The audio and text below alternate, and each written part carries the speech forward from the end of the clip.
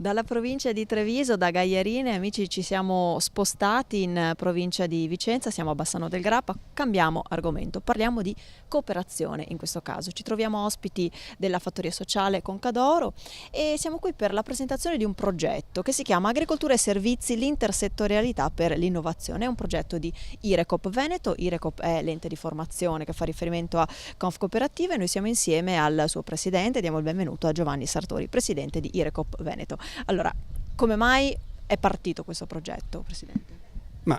Allora, bisogna dire appunto, come ha detto bene lei, che Irecop è l'ente di formazione del mondo cooperativo. È un'associazione che è di proprietà per il 50% di Confcooperative Veneto e il 50% della Federazione Veneta delle Banche di Credito Cooperativo. Essendo l'ente per la cultura cooperativa, per l'educazione e la cultura cooperativa, Irecop porta per conto di Confcooperative alle cooperative tutte quelle proposte che possono fare in modo di portare idee nuove sia nell'ambito della formazione tradizionale, sia nell'ambito della consulenza organizzativa e sia soprattutto in questo periodo nel campo dell'innovazione, quindi idee innovative, e mai come imparare a lavorare in rete diventa un'idea innovativa. Le cooperative rappresentano tutti i settori merceologici. Vediamo nel caso specifico di questo progetto che tocca due settori, il primario, l'agricoltura, e quello di servizi, il terziario.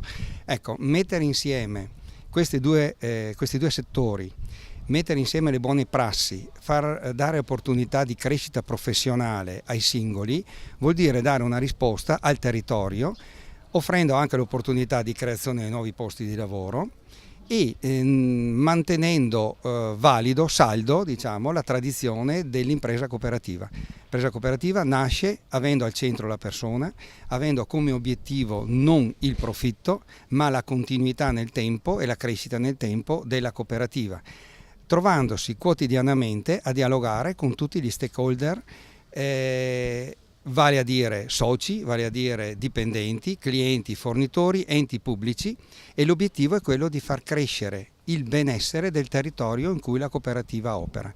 Se riusciamo a conciliare sempre di più il gioco di squadra fra i vari componenti, i vari partner, io penso che sia un beneficio per tutta l'economia veneta. Ecco, il contesto poi in cui nasce questa idea, insomma, è significativo. Insomma, ci guardiamo intorno e vediamo come l'economia del nostro territorio faccia un po' fatica da sola.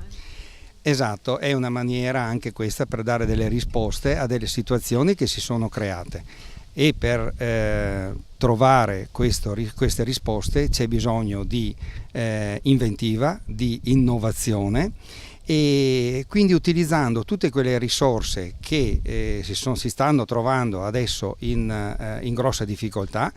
Perché? Perché l'esperienza acquisita negli anni ha avuto un aspetto molto negativo. Tanti territori che fino a qualche anno fa vivevano in un mondo, diciamo, anche di riferimento, perché la famosa locomotiva del nord-est era sulla bocca di tutti, si sono trovati poi a doversi riconsiderare utilizzando tutte quelle forze lasciate libere da scelte che in passato hanno fatto alcune aziende di trasferire la propria attività. Ecco, una caratteristica che ha la cooperativa la cooperativa è un'impresa che non delocalizzerà mai, ma cercherà di sfruttare e far crescere in tutti i sensi, sia dal punto di vista economico, culturale, di benessere generale, il territorio in cui la cooperativa opera.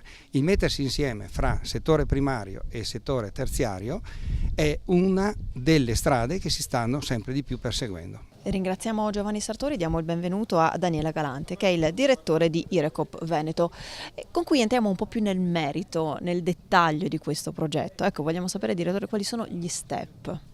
Sì, allora diciamo che gli step partono intanto da un bando che la Regione Veneto ha finanziato, DGR 37, fare rete per competere. Già il titolo, no, dice che il primo obiettivo, la finalità del bando stesso è quello di stimolare il territorio, un territorio comunque sempre molto pensante e propositivo, però a mettersi in rete, ecco, per competere meglio su più mercati. Allora in questo caso noi abbiamo cercato di mettere in rete soprattutto due settori, quello agroalimentare con una serie di servizi che possono essere servizi sociali, servizi di logistica, tutta una serie di altre attività che per quanto riguarda il mondo di Conf Cooperative vengono soprattutto interpretati dalle cooperative del settore sociale, quindi da Federsolidarietà.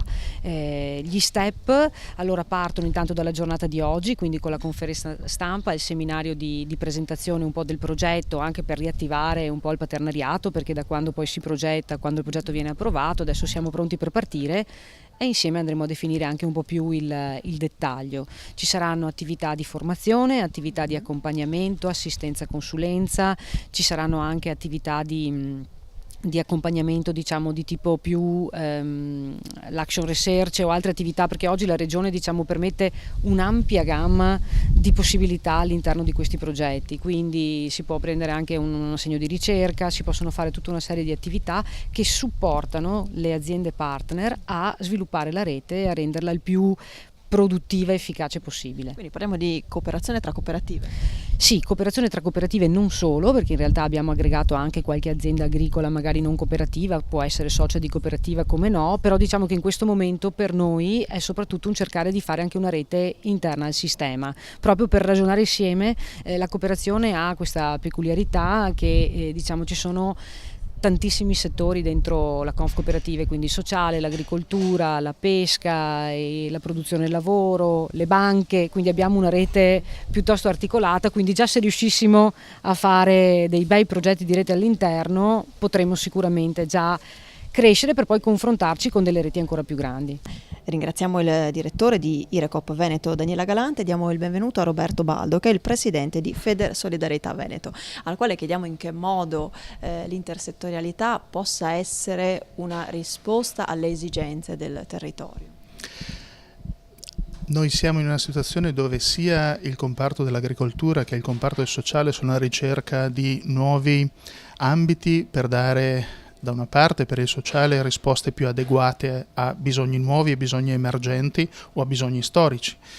Per quanto riguarda l'agricoltura, probabilmente siamo di fronte a una situazione di difficoltà di alcuni comparti che possono intravedere nella collaborazione con la cooperazione sociale delle nuove opportunità.